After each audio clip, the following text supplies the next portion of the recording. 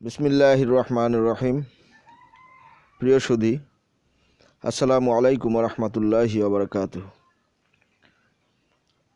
ধর্ম, রাজনীতি দুটি কি আলাদা জিনিস নাকি একই জিনিস, সেটি নিয়ে এখন সবাই বেশ আলোচনায় তৎপর। ধর্ম ব্যাপারে যাদের ন্যূনতম জ্ঞান নেই তারাও ধর্ম নিয়ে কথা বলার চেষ্টা করেন, আবার রাজনীতি নিয়েও যাদের আসলেই কোনো জ্ঞান নেই, নিজেদের স্বার্থকেই রাজনীতি নামে চালিয়ে দেওয়ার চেষ্টা করেছেন বা করছেন, তারাও রাজনীতির নামে রাজনীতি করার মিথ্যা অপপ্রয়াস চালাচ্ছেন। আমরা যাদেরকে রাজনীতিবিদ হিসাবে চিনি এবং জানি, তারা রাজনীতিকে হাতিয়ার হিসাবে ব্যবহার করছেন। একইভাবে যারা ধর্ম, আমরা যাদেরকে ধর্মীয় নেতা বা ধর্মের নামে আলোচক হিসাবে আমরা জানি এবং মানি, তারাও ঠিক তেমনি ধর্মকে হাতিয়ার হিসাবে ব্যবহার করছেন।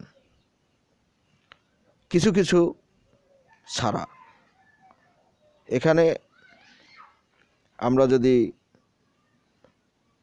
আরেকটু গভীরভাবে ব্যাপারটাকে বিশ্লেষণ করার চেষ্টা করি যে ইসলাম কি বলে, ধর্ম, বর্ণ, সমাজনীতি, পরিবার নীতি, রাজনীতি, অর্থনীতি, প্রশাসন, সংস্কৃতি, মানবতা, সভ্যতা, এ সকল ব্যাপারে কি ইসলাম কি ধ্বংসাত্মক নাকি সৌহার্দ্যপূর্ণ? এই ব্যাপারগুলা আমাদেরকে অত্যন্ত গভীরভাবে যদি বুঝতে হয় তাহলে অবশ্যই কোরআন এবং হাদিস তথা কোরআনের যে আলোচনা, ইসলামিক যে আলোচনা, কোরআন সুন্নাহ যে আলোচনা, সেই আলোচনার গভীরে যেতে হবে। আমাদের মধ্যে একটি বদ্ধমূল ধারণা ইদানিংকালে জন্মেছে, বা এই বদ্ধমূল ধারণা আমাদের ভিতরে, আমাদের ব্রেনে মাইন্ডসেট করে দেওয়ার একটি যে অপপ্রয়াস সেটা চালানো হয়েছে যে ইসলাম সন্ত্রাসী ধর্ম। আসলে কি তাই? ইসলামিক আলোচনা যদি আমরা করতে যাই, আমরা অবশ্যই আমাদেরকে এই 1450 বছর পিছনে, অর্থাৎ 1450 বছরের আগে আমাদেরকে অবশ্যই যেতে হবে। কারণ আমাদের প্রিয় নবী হজরত মুহাম্মদ সাল্লাল্লাহু আলাইহি ওয়াসাল্লাম, তিনিই হলেন আমাদের এই ইসলাম ধর্মের মূল প্রবর্তক, যিনি আল্লাহ তাআলা মাধ্যমে, অর্থাৎ পবিত্র কুরআনুল কারীমের মাধ্যমে সারা বিশ্বকে নেতৃত্ব দিয়েছেন। এবং আমরা ইসলামিক যে রাষ্ট্র গঠন করা হয়েছিল, সেখানে অর্ধ পৃথিবী ইসলামিক যে রাজত্ব ছিল সেখানে আমরা শাসন করতে দেখেছি। সেখানে আমরা কখনো কোনো উগ্রতা দেখিনি। সেখানে নানা ধর্ম বর্ণ নির্বিশেষে সকল ধর্মের মানুষ নির্দ্বিধায় নির্বিঘ্নে বসবাস করতেন।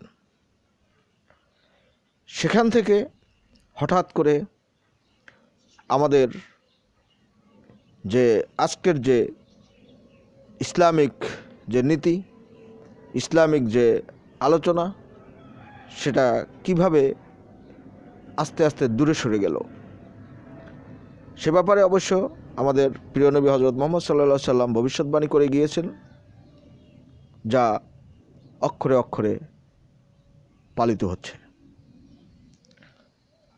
আমাদেরকে সুকৌশলে ইসলামের নামে ইসলামিক যে মূলনীতি, যেগুলোর উপরে আমাদের মূলত বেশি জোর দেওয়া উচিত ছিল, সেগুলো থেকে দূরে রেখে এই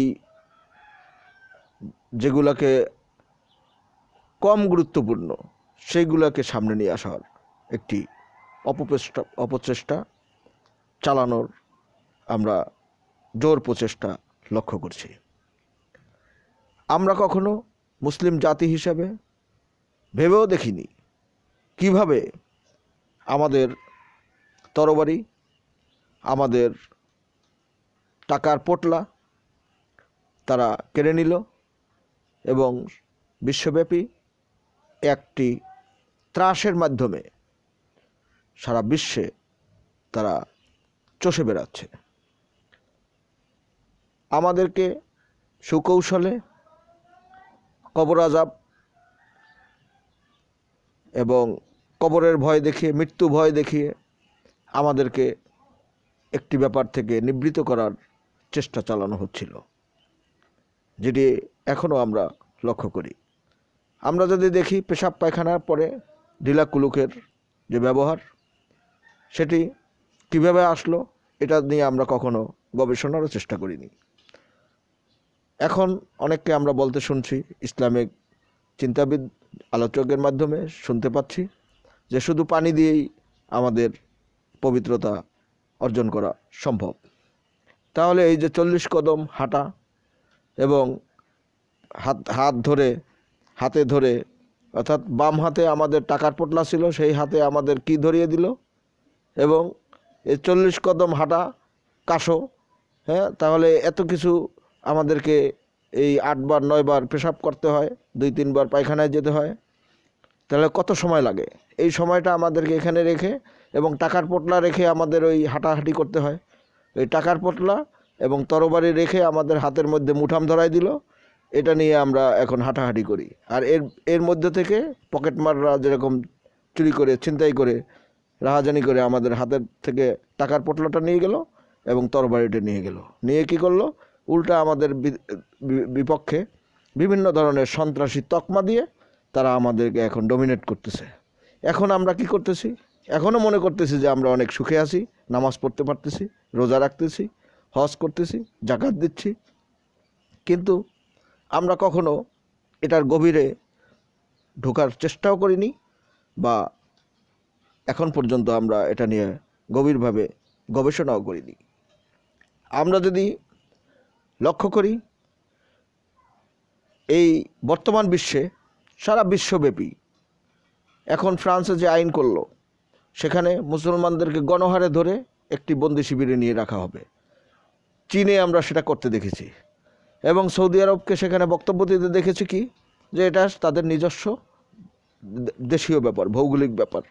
তাহলে এখানে যে ইসলাম যে একটি সার্বজনীন যে একটি ধর্ম ব্যবস্থা, এটা যে একটি রাজনীতি, হ্যাঁ, সেখানে আমরা তাদের নিজস্ব যে বিভাজন নীতির মাধ্যমে একে অপরকে হালুয়া রুটি মাধ্যমে কিনে নেওয়া এবং তাদের মন মর্জি অনুযায়ী ইসলাম সমস্ত ব্যাপারে পুঙ্খানুপুঙ্খরূপে আলোচনা করেছে। সেখানে কিছু কিছু ব্যাপারকে সামনে নিয়ে এসে সেগুলো নিয়ে আলোচনার মধ্যে মানুষকে ব্যস্ত রাখা। ইসলামী হুকুমত ইচ্ছা করলেই কায়েম করা সম্ভব না, এটা আল্লাহ প্রদত্ত। যেমন আমরা যদি আমাদের এই দেশে দেখি, আমরা বঙ্গবন্ধুকে কারা খুন করলো, সেই প্রশ্ন কিন্তু মাননীয় প্রধানমন্ত্রী শেখ হাসিনা বারবার করেছেন, এবং কারা বেনিফিশিয়ার সেটা নিয়ে এখন চুলচেরা বিশ্লেষণ চলছে। এবং অদূর ভবিষ্যতে যখন 10 বছর, 15 বছর, 20 বছর পরে কিন্তু এটি নিয়ে মানুষ ইতিহাস রচনা করবে। 32 ঘন্টা বা 36 ঘন্টা 32 নম্বরে বঙ্গবন্ধুর যে লাশ পড়েছিল, সেটা কেন পড়েছিল? সুতরাং এই জিনিসগুলা যে এই ধর্মের বাইরে রেখে এটা নিয়ে আলোচনা করার কোনো স্কোপ নাই। সুতরাং ধর্মই যে সব কিছুর অধর্মের মূল, তাও কিন্তু না। এই যে একটি প্রবাদ আমাদেরকে ঢুকিয়ে দেওয়া হয়েছে, ধর্ম সকল অধর্মের মূল, নো, এটাও একটা সুদূর পরিকল্পনা অনুযায়ী কনস্পিরেসি, যেটাকে আমরা উপলব্ধি করতে ব্যর্থ হচ্ছি। আমার কথা হচ্ছে স্পষ্ট যে আমরা যারা আজকে মুসলমান হিসেবে আছি, তাদেরকে, এই নিরীহ মুসলিমদেরকেও ওই জঙ্গির কাতারে নিয়ে আসার জন্য একটি মাস্টার মাইন্ড এবং ব্লুপ্রিন্ট নিয়ে সামনে এগিয়ে যাওয়ার একটি সুদূর পরিকল্পনা নিয়ে প্রচেষ্টা চালিয়ে যাচ্ছে একটি বিশেষ গোষ্ঠী।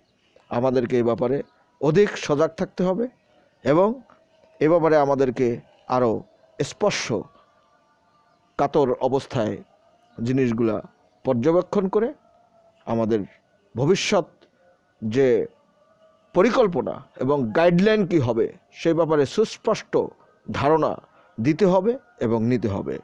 সেই আশাবাদ ব্যক্ত রেখে আজকে আমি আমার আলোচনা এখানে শেষ করছি।